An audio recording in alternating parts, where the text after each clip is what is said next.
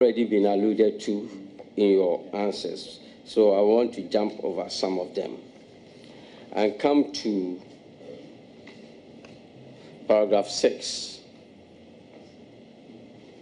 He says, my position will surely have been different if this particular fundraising concept was carefully utilized to raise funds for a worthy humanitarian cause. For a worthy humanitarian cause, probably towards cancer patients, leukemia patients, malaria eradication, re-equipping our hospitals, or towards paying the medical bills of suffering children whose parents cannot afford, but certainly not debasing the presidency in this manner. Then the next paragraph.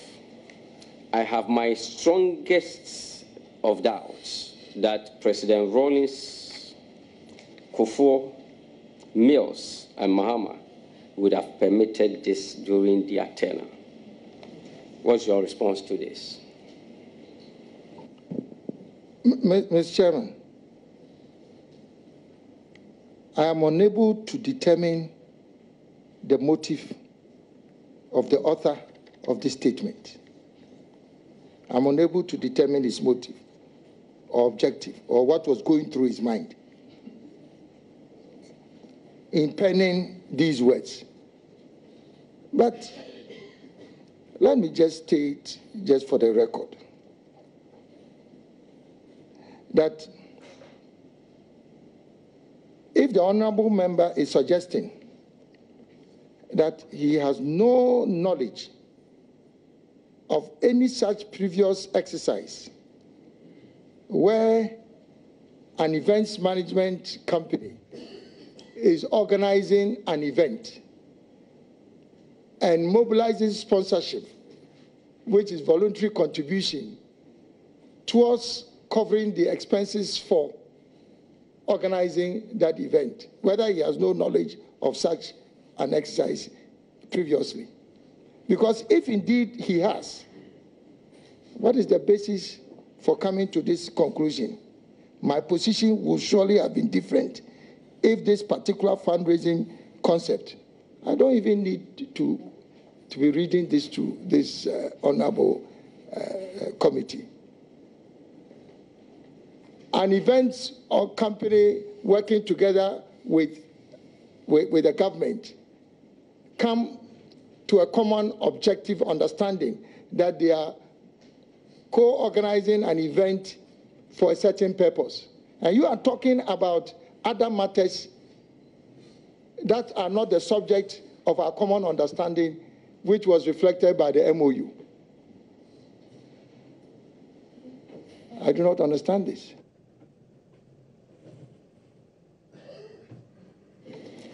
Thank you, Mr. Minister.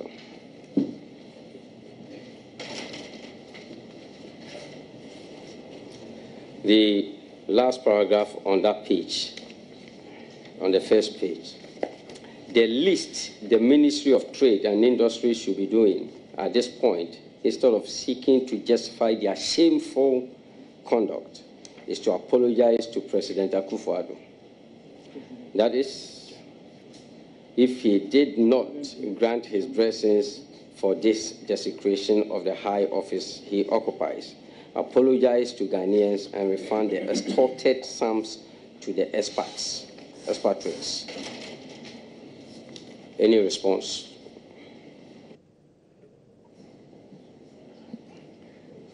Mr. Chairman, again, it's regrettable that we have to spend executive time to be discussing this matter. In a previous part of the statement that you read, this honorable member is saying that I have my strongest of doubts that President Rawlings, Kufuor, Mills, and Mahama would have permitted this during their tenure. You are saying you have the strongest of doubts. You are describing biological implication that our president, his president, the honorable member's president, that you have your strongest doubt that other presidents preceding him would have permitted this. This suggests that you were already making some kind of conclusion without any basis, without any facts. And then you come in the last paragraph, you are talking about the least that the Ministry of Trade and Industry should be doing at this point, instead of seeking to justify their shameful conduct, is to apologize to President Akufo-Addo, the man who you have referred to in comparing him with his predecessors in such terms, an honorable member of parliament. And now you are coming to say that the Ministry of Trade should apologize to President Akufo-Addo. You know, I do not know what was going on in his mind as an honorable member when he was uttering these words. But these are very strong words. Even for me, as minister responsible for trade and industry, that honorable member of parliament can suggest that the least the Ministry of Trade and Industry should be doing at this point, instead of seeking to justify their shameful conduct. What is the basis for these kinds of words that the honorable member is using? And why is he doing that?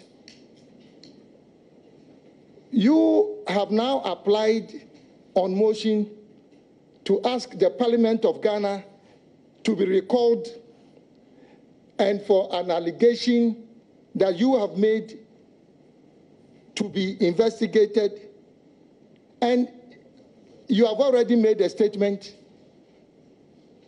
and you have come to a determination. So what is the purpose of the motion seeking now to investigate this matter? Unless this statement came after the recall of Parliament. I'm not sure, because this is the first time I'm seeing this. Maybe you can guide me on this matter. It came before. It came before? It's dated 18th. Oh. So the honorable member put this in circulation. As I said, in this age of technological advancement, when this statement by an honorable member of parliament has reached all the corners of the world, he has not been able to establish the basis of what he's talking about. Because if he had, what is the basis of the parliamentary inquiry? You have already come to a conclusion. And you are describing the act of the Ministry of Trade, supervised by me, as shameful conduct. And then now you are asking the Parliament of Ghana to be recalled now to investigate an allegation of the imposition of a levy. You are talking about shameful conduct, extortion, in superlative terms.